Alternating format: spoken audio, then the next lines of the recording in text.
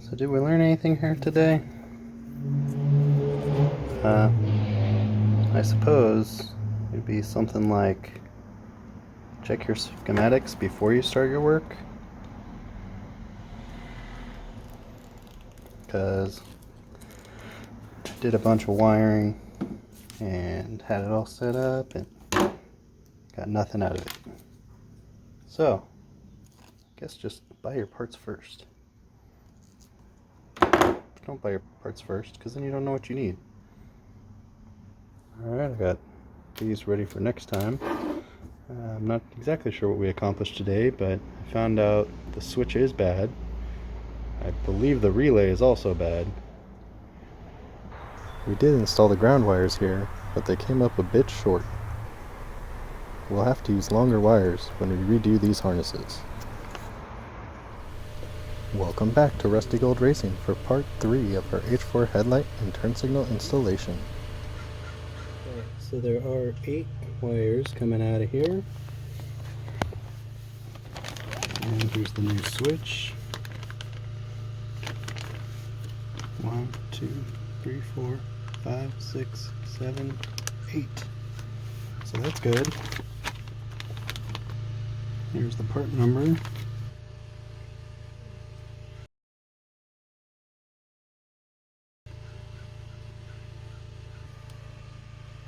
Kind of see how it looks in there.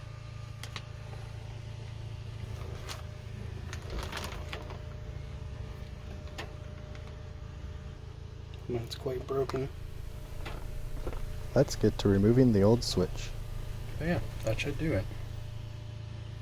Alright, we got a 15/16 nut right here.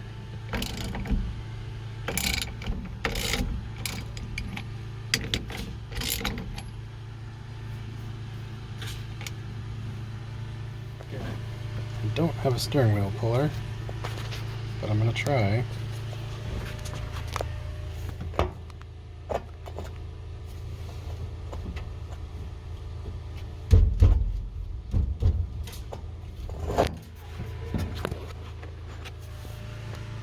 I'm not lying, it literally popped off.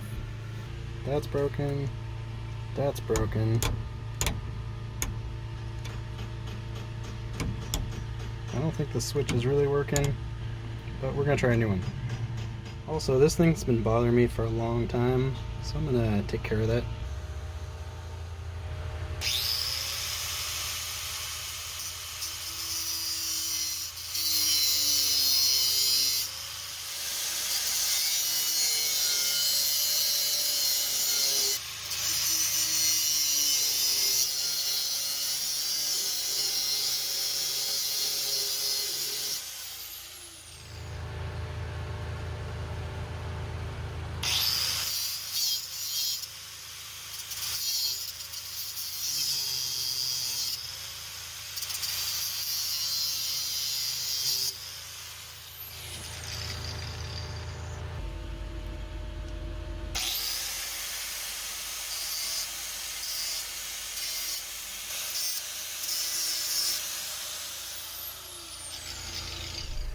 Remove the spring.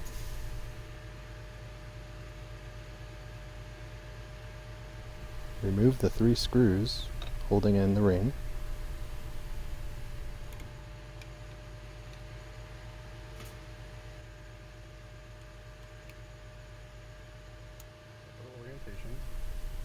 Remove the turn signal sock, or the bolt in our case.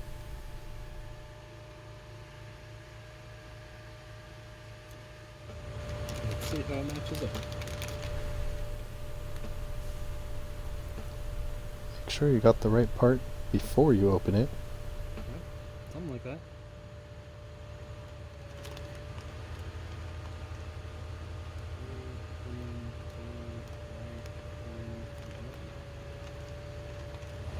Well, it's already cut, so here goes nothing. If you cut the wires, it makes it easier to remove the wires from the steering column, and it makes it easier to remove the wires from the plug. Then you can pull the old wires out of the steering column.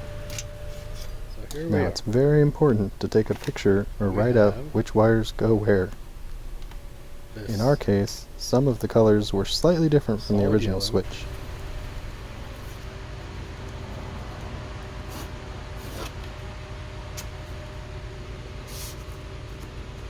Solid yellow here,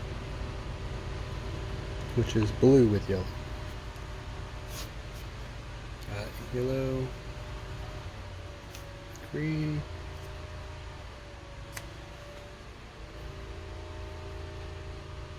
it's just yellow. Got orange with blue, orange with green, got green with white. This one up here, green with orange.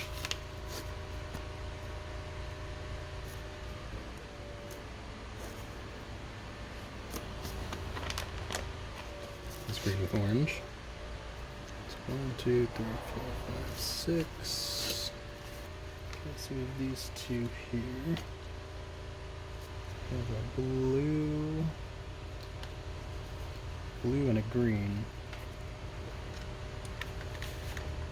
which are blue and green.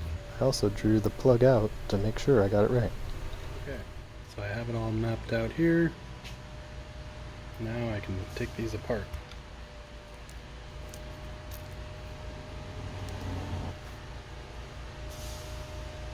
Okay, so you rotate this.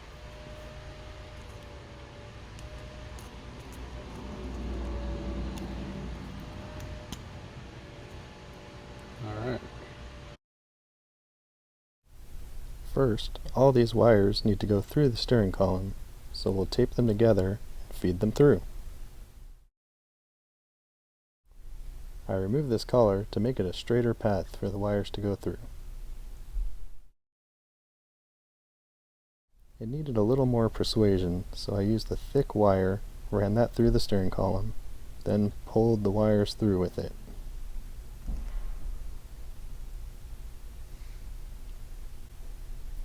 The wire bundle was a tight fit, but it did go through with some patience. When reinstalling the collar, these wedgy bolt things have to line up with the square holes on the column. After tightening the two nuts, the switch is ready to line up and slide into place. Careful not to kink the wires, then install the stock and the 3 screws that hold it into place. Then go down to the wiring. Looks daunting, but taking it one wire at a time and following the notes from earlier will help a lot. We started with the connector to the rear lights. It's a simple 2-wire setup, so not bad. Now we split the remaining 6 wires into the top and bottom portions of the connector, so the wires don't end up all twisted together when it's done. After installing all 6 wires, don't forget the dielectric grease. Plug both connectors back in under the dash, and there you have it.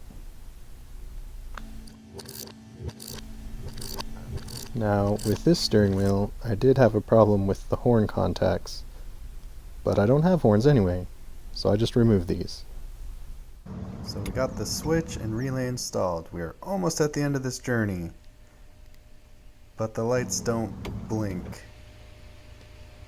They're turning on, the switch is working, but we still gotta figure out why they're not blinking.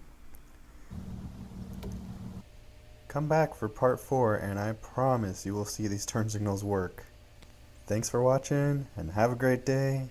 Keep it rusty out there.